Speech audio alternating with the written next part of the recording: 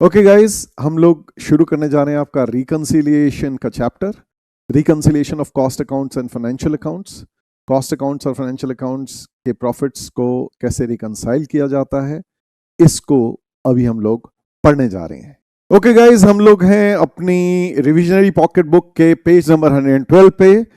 सबसे पहली चीज आप लोग जानते हैं कि कॉस्ट अकाउंट्स और फाइनेंशियल अकाउंट्स सेपरेटली अगर बनाए जाएं, कॉस्ट अकाउंट्स और फाइनेंशियल अकाउंट्स अगर नॉन इंटीग्रेटेड सिस्टम में बनाए जाएं, कॉस्ट बुक कीपिंग करें, आप कॉस्ट शीट बनाएं, फाइनेंशियल अकाउंट्स का पीएनएल अकाउंट अलग बनाएं, तो उस केस में हमारे दो प्रॉफिट्स आ जाते हैं, net profit as per cost books and net profit as per financial books. तो हमें रिकंसिलिएशन करने की जरूरत पड़ती है। तो reconciliation of cost and financial books हम लोग कैसे कर सकते हैं? सबसे पहले रिकंसिलिएशन करने से पहले हमें यह जानने की जरूरत है कि व्हाट आर द रीजंस, किस कारण से हमारे जो है फाइनेंशियल अकाउंट्स और कॉस्ट अकाउंट्स के प्रॉफिट्स में डिफरेंस आता है। तो देखिए, अगर इंटीग्रेटेड बुक्स बना रहे हैं तो रिकंसिलिएशन की कोई जरूरत नहीं है, क्योंकि आपके सिंगल सेट ऑफ बुक्स में सिर्फ एक्चुअल प्रॉफिट्स, फाइनेंशियल प्रॉफिट्स आ जाएंगे। लेकिन अगर आप सेपरेट सेट्स ऑफ बुक्स बना रहे हैं तो उनमें डिफरेंसेस क्यों होते हैं? Net profit as per cost accounts और net profit as per financial accounts, या जो भी हमारी retain earning as per financial accounts, क्यों डिफरेंट होते हैं? तो सबसे पहली चीज तो हम लोग कहेंगे guys, items included only in financial accounts. हम लोग आइटम्स, कुछ ऐसी चीजें होती है जो कि सिर्फ फाइनेंशियल अकाउंट्स में लेके जाते हैं। कहने का मतलब हमारा प्योरली फाइनेंशियल एक्सपेंसेस होते हैं। गाइस, प्योरली फाइनेंशियल एक्सपेंसेस का फंडामेंटल क्या है?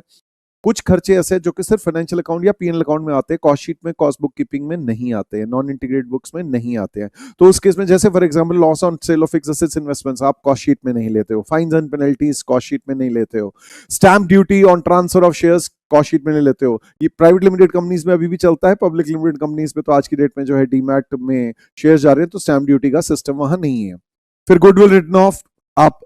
कॉस्ट शीट में नहीं लेते हो। Preliminary expenses written off, donation, subscriptions, income tax, provision for income tax भी कह सकते हैं, underwriting commission written off, obsolescence loss, loss by fire, loss by theft, any other abnormal losses, चाहे अर्थक्वेक हो या एबनॉर्मल कोई भी इवेंट हो, ठीक है जी। फिर उसके बाद foreign exchange fluctuation loss, law suit, compensation अगर कोई भी पेबल है, ये सारे के सारे प्योरली फाइनेंशियल एक्सपेंसेस हैं। ये सिर्फ और सिर्फ पीएनएल अकाउंट में डेबिट होते हैं, सिर्फ फाइनेंशियल अकाउंट्स में डेबिट होते हैं। अब इसके बाद फिर प्योरली फाइनेंशियल इनकम्स, ये सिर्फ फाइनेंशियल अकाउंट्स में क्रेडिट होती हैं, कॉस्ट अकाउंट्स में नहीं आती हैं। ये सिर्फ और सिर्फ पीएनएल अकाउंट में क्रेडिट होता है। Interest income on bank deposits या इन्वेस्टमेंट्स पे या लोन्स गिवन पे, फिर इस तरीके से डिविडेंड इनकम, फिर rental income, profit on sale of fixed assets, profit on sale of investments, share transfer पे अगर प्राइवेट लिमिटेड कंपनीज में फीस चार्ज की जाती है, पब्लिक लिमिटेड कंपनीज में तो आज के डेट में शेयर ट्रांसफर डिपार्टमेंट्स ही नहीं है, डीमैट में शेयर्स हो गए हैं।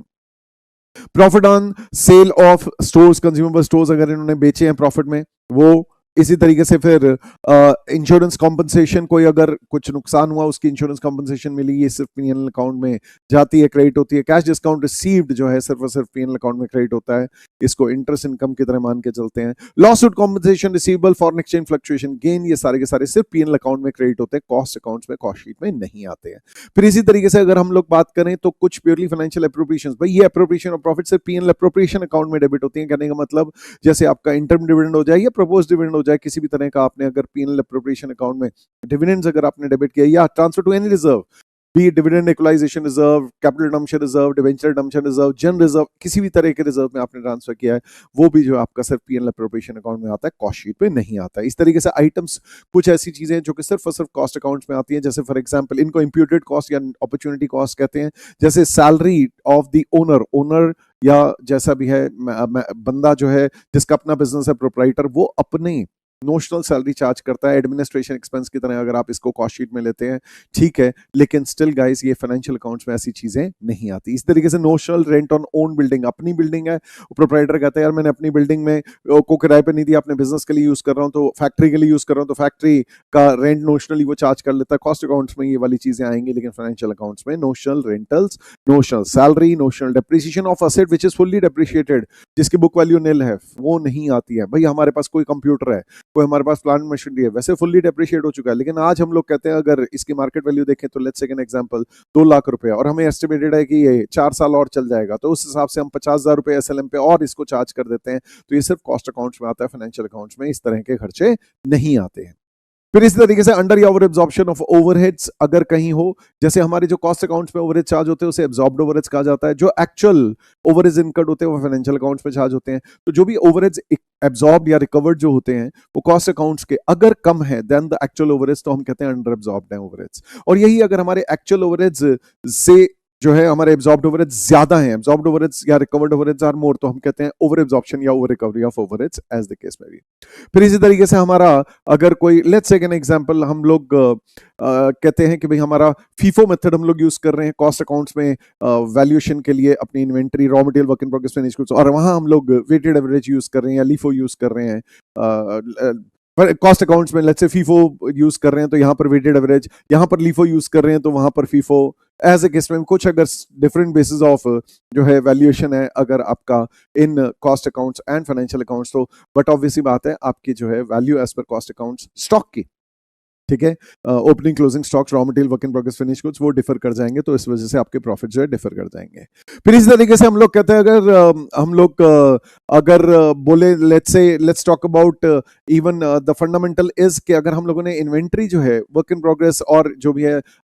फिनिश गुड्स, अगर उसकी जो कॉस्ट कॉन्स्टिट्यूएंट्स है, जो भी हम लोगों ने उसमें कॉस्ट इंक्लूड कर रहे हैं, अब भाई यहाँ पर डिप्रेशिएशन अलग चार्ज हो रहा है, वहाँ अलग चार्ज हो रहा है, हम लोग भाई फिनिश गुड्स की वैल्यूएशन और वर्क इन प्रोग्रेस की वैल्यूएशन में अगर हमने डिप्रेशिएशन अलग चार्ज कर रखा है तो इन्वेंट्री पे भी इसका इंपैक्ट आएगा, एज वेल एज डेप्रिसिएशन। अगर हम लोगों ने लेट्स से यहाँ एसएलएम, वहाँ डब्ल्यूडीवी, यहाँ पे 20%, वहाँ पर 15% ऐसा चार्ज कर रखा है कॉस्ट अकाउंट्स और फाइनेंशियल अकाउंट्स पे, तो डेप्रिसिएशन भी डिफर कर रहे हैं और हमारे डब्ल्यूआईपी और फिनिश गुड्स की इन्वेंट्रीज की वैल्यू भी डिफर कर रही है। इसी तरीके से हम लोगों को अब क्या करना है, रिकंसिलिएशन अगर करनी है तो रिकंसिलिएशन करने के लिए हम लोगों को या तो रिकंसिलिएशन स्टेटमेंट बनानी पड़ेगी या मेमोरेंडम रिकंसिलिएशन अकाउंट बनाना पड़ेगा। रिकंसिलिएशन स्टेटमेंट आप किसी से भी शुरू कर सकते हो, you can start with net profit as per cost accounts and go up to retain earning as per financial accounts, या फिर आप जो है retain earning as per financial account से net profit as per cost accounts पे भी आ सकते हो। अभी जैसे मैं आपको एक फॉर्मेट दिखा रहा हूं, ये सिर्फ और सिर्फ net profit as per cost account से शुरू कर रहा हूं, आप रिवर्स भी चल सकते हो। हम लोग जब प्रैक्टिस करते हैं दोनों तरह के सवाल देखते हैं तो इसमें कोई इशू नहीं है।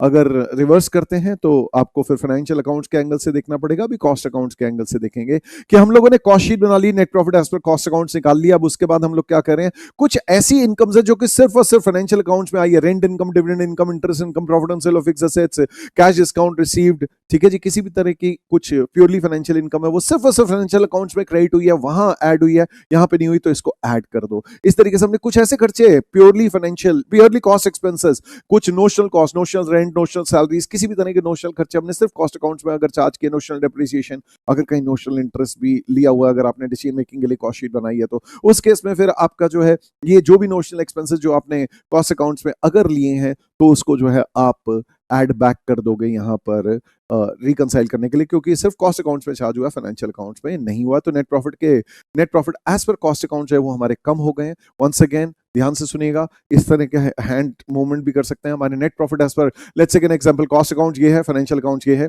फाइनेंशियल अकाउंट सोचो यहाँ पर प्योरली फाइनेंशियल इनकम है, यहाँ पर नहीं है, ऐड बैक कर दो। कोई प्योरली कॉस्ट एक्सपेंसेस है, सिर्फ और सिर्फ यहाँ पर चार्ज हुए हैं, कॉस्ट अकाउंट्स में फाइनेंशियल में नहीं हुए, तो अकॉर्डिंगली इसमें वापस ऐड बैक कर दो। इस तरीके से ओवर एब्जॉर्ब्ड ओवरहेड, सोचो हमारे जो ओवरहेड चार्ज करते हैं कॉस्ट अकाउंट्स में उसे कहा जाता है एब्जॉर्ब्ड या रिकवर्ड ओवरहेड्स। लेट्स से हमने 1 लाख रुपए के ओवरहेड्स एब्जॉर्ब किए हैं और एक्चुअली इनकर हुए 80,000, तो ये ओवर एब्जॉर्ब्ड या ओवर चार्ज कर रखे हैं, तो इसको ऐड बैक कर दो। यही चीज अगर हमें बोलूं, लेट्स से एन एग्जांपल, आपकी ओपनिंग इन्वेंटरी, आप लोग क्या करते हो कॉस्ट अकाउंट्स में जो है ओपनिंग स्टॉक्स को कॉस्ट में ऐड करते हो, या ऐसे केस में भी आप डेबिट करते हो अपने ट्रेडिंग प्रॉफिट लॉस अकाउंट में, तो opening stocks are in nature of expense. तो अगर हमने लेट्स से एन एग्जांपल यहाँ पर वंस अगेन 2 लाख रुपीस का ओपनिंग इन्वेंटरी दिखाया, मींस खर्चा, ओपनिंग इन्वेंटरी मींस खर्चे की तरह है, तो 2 लाख यहाँ दिखाया,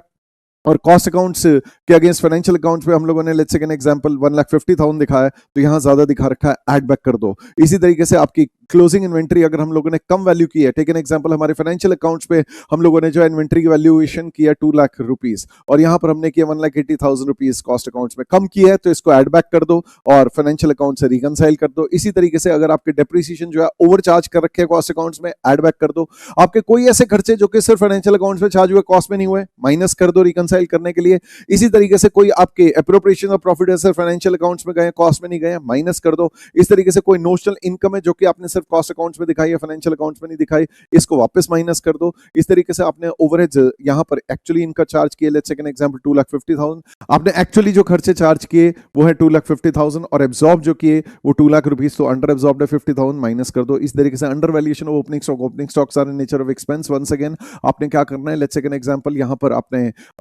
ओपनिंग स्टॉक जो है दिखाए हैं कॉस्ट अकाउंट्स में, फाइनेंशियल अकाउंट्स में 1,20,000 और कॉस्ट अकाउंट्स में आपने दिखाया 1,00,000 रुपए, 20,000 रुपए कम दिखाए हैं, माइनस कर दो। इस तरीके से अगर आपने closing stocks are in nature of income, यहाँ पर क्रेडिट होता है, यहाँ पर ऐड होता है, जैसा भी कॉस्ट में से माइनस होता है, ठीक है जी, या फिर कॉस्ट में से यहाँ पर जो ट्रेडिंग प्रॉफिट लॉस अकाउंट में क्रेडिट होता है, यहाँ कॉस्ट में से माइनस होता है, तो बात एक ही है, इनकम की तरह है। तो closing stocks take an example, आप लोगों ने यहाँ पर जो है in this case if I talk about in financial accounts, हम लोगों ने क्लोजिंग स्टॉक्स को क्या किया, let's take an example 2 lakh rupees दिखा रखा है और हमारे कॉस्ट अकाउंट्स में हमने 2,80,000 दिखा रखा है, ज्यादा दिखा रखा है 80,000, तो माइनस करो इसको रिकंसाइल करने के लिए। और इस तरीके से अगर डेप्रिसिएशन हमने चार्ज किए, let's take an example, cost accounts में हम लोगों ने चार्ज किए हैं 1 लाख और फाइनेंशियल अकाउंट्स में 1,25,000, यहाँ पर कम चार्ज किए 25,000, तो अंडर चार्ज डेप्रिसिएशन माइनस करोगे, रिटेन्ड अर्निंग एज पर